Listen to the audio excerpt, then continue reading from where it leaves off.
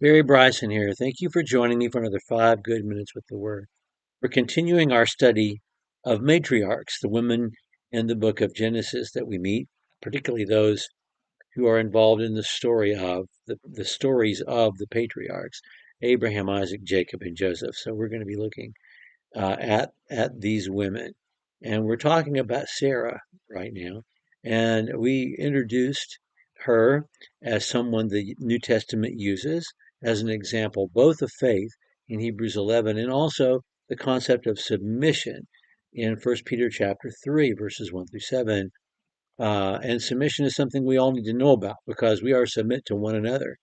It is the default position every Christian takes is the position of submission. Ephesians chapter 5, verse 25, I believe. So we've talked about that, and we talked about the terms of her journey and how, even though she was very wealthy, it was not an easy life for her. They left the security of Sumer and the city of Ur to become nomads and to always be at risk and to be doubly at risk because she is a beautiful woman and coveted by kings. And therefore, on multiple occasions, she ends up in the harem of someone not her husband. And God has to rescue her from that plight. So she did not have an easy life. She had a life that demanded a great amount of faith, a great amount of courage, and a great amount of strength. She is a woman of faith. God promised that the two of them were going to have the child of promise. And when she reaches um, this moment in her life when she's clearly beyond childbearing age, she takes matters into her own hands in Genesis chapter 16. So we want to talk about Abraham and Sarah and Hagar. Hagar is Sarah's handmaid. She's her personal servant. And this is a servant that they acquired in Egypt during their sojourn in Egypt. Abraham's wife, Sarah, we're told in chapter 16, verse 1, had borne him no children, and she had an Egyptian maid whose name was Hagar. And Sarah said to Abraham, Now look, Yahweh has prevented me from bearing children. So go into my maid. Perhaps I shall obtain children through her. And Abram listened to the voice of Sarai. Her name hasn't changed yet. And after Abram had lived 10 years in the land of Canaan, Abram's wife, Sarai, took Hagar, the Egyptian maid, and gave her to her husband as his wife. And he went to Hagar, and she conceived. And when she saw that she had conceived, her mistress was despised in her sight. And Sarai said to Abram, May the wrong done me be upon you, because I gave my maid into your arms. And when she saw she had conceived, I was despised in her sight.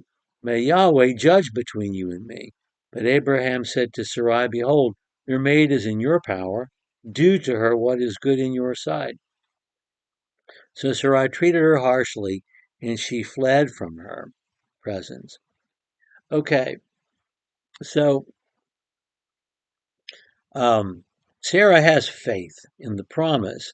Sarah is starting to age out of being able to expect to bear children, and she credits that inability to Yahweh himself.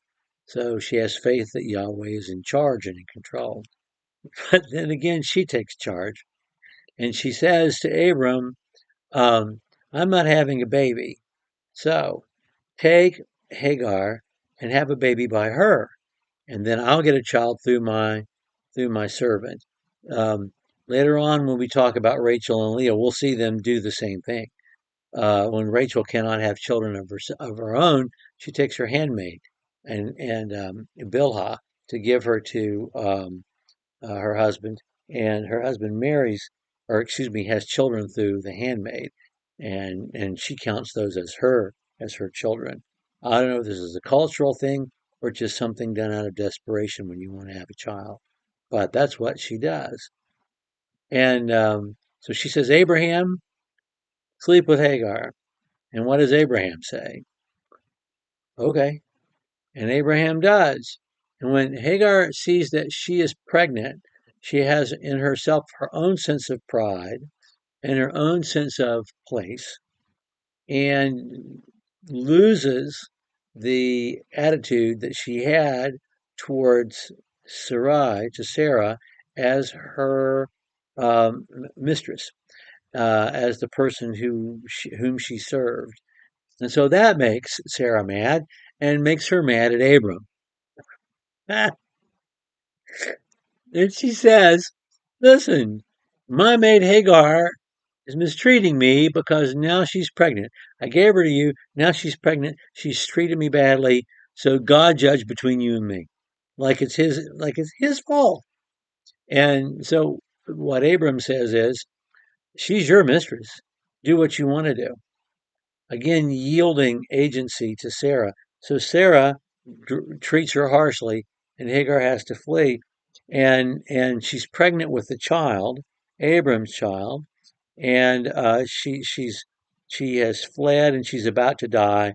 God sends an angel to take care of her, and anyway, she blesses God. God is the God who sees her, and she goes back, bears a child, and Abraham called the name of his son, whom Hagar bore him, Ishmael. Abraham was 86 years old when Hagar bore Ishmael to him. So anyway, if he's 86, Sarah is 76 because she's 10 years younger, and that's how old she is when these things are transpiring.